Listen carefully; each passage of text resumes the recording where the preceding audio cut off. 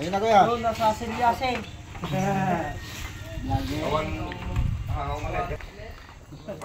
Huwag sarapan para hindi maubos. Diba sir, no?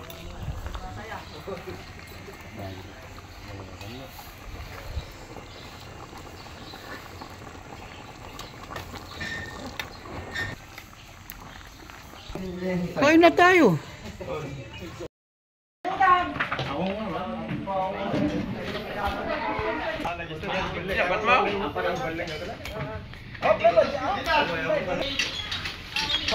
Pag piyesta talaga walang humpay ang kainan at handaan.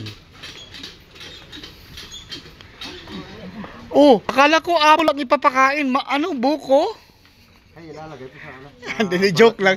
Joke lang kita. Nagpaliwanag talaga si sir. Naglilitsin sila. Grabe kainit.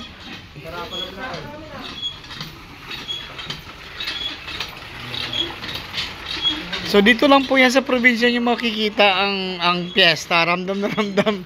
Kasi pag piyesta, marami talaga kumakain pag piyesta. Oh. May baby boy pa. Oh, di ba? Hey. Oh. Oh.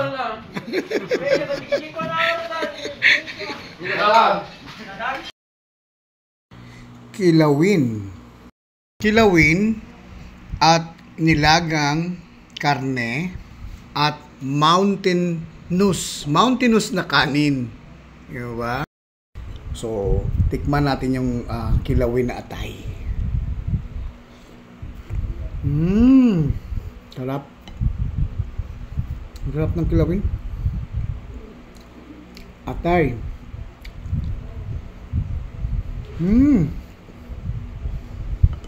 Bakit walang lansa?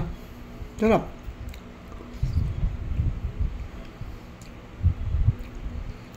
Yung nilaga, matik yung masarap na talaga pag nilaga. Ang kanilang specialty yung kilawin, lamang loob, atay at bituka. May atay pa, kita ko siya.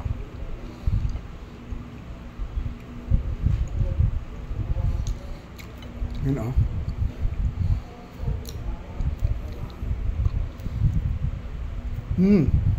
Alam mo hilaw pa, pero nanonood yung sarap. Napapakain ka ng kanin, di ba? The best talaga nga Ilocano magluto. Lalo na dito sa authentic na lugar. Kumbaga, authentic dahil dito mismo, sila mismo ang nagluluto.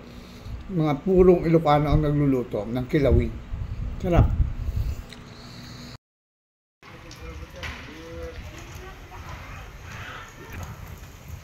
Uy, Ginoo. Ang ating tatay, oh, di ba?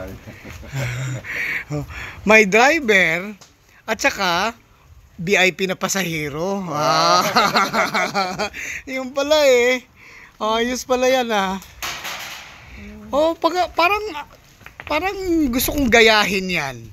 Oh, di ba? Hindi na mahirap magtuyok-tuyok. Oh. O diba? Guys, ganito na lang ang gagawin nyo pag gusto nyo maghanda ng ganito. Sa likod ng bahay, pwede na kayo magsiga. Yan, kahit sino ilitsyon nyo. Diba? Yung chismosang kapitbahay, ilitsyon nyo. Diba sir? Pwede yan sir, no? Yan.